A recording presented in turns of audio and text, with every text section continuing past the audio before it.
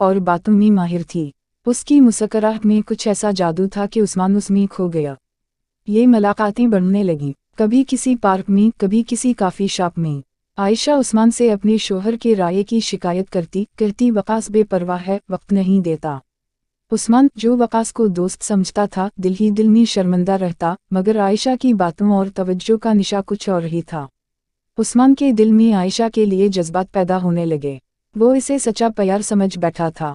एक दिन उसने आयशा से पूछा, क्या तुम मुझसे सच में प्यार करती हो? आयशा ने आंखों में झांकते हुए कहा, तुम बहुत अच्छे हो, तुम्हारी मौजूदगी मुझे खुश रखती है। मगर वो कभी या नहीं वाज नहीं कहती। वक्त गुजरता रहा, उस्मान मुकम्मल तौर पर आयशा के इश्क में डूब चुका था। दुकान पर भी वो बेचैन रहने लगा। वकास ने कई बार पूछा कि क्या कोई मसला है, मगर उस्मान बात टाल देता।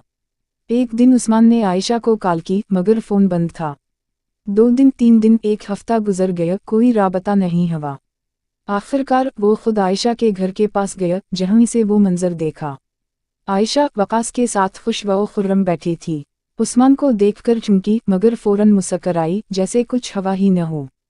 उस्मान ने तन्हाई में उससे बात करने की कोशिश की तो आयशा ने हंसते हुए कहा, उस्मान, तुमने क्या सोच लिया था? ये सिर्फ एक वक्ती सिलसिला था, टाइम पास। तुम्हें संभालने वाला कोई नहीं था और मुझे कुछ नया चाहिए था। उस्मान को लगा जैसे ज़मीन उसके नीचे से खसक गई हो। वो जिसे अपनी मोहब्बत समझता रहा, वो सिर्फ एक खेल थी।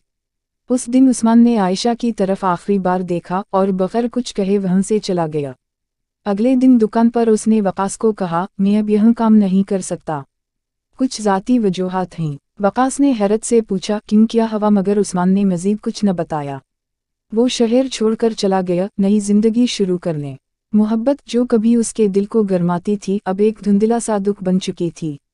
वो अब जान चुका था, कुछ रिश्ते सिर्फ वक्त गुजारी के लिए होते हैं और कुछ दुख हमेशा के लिए।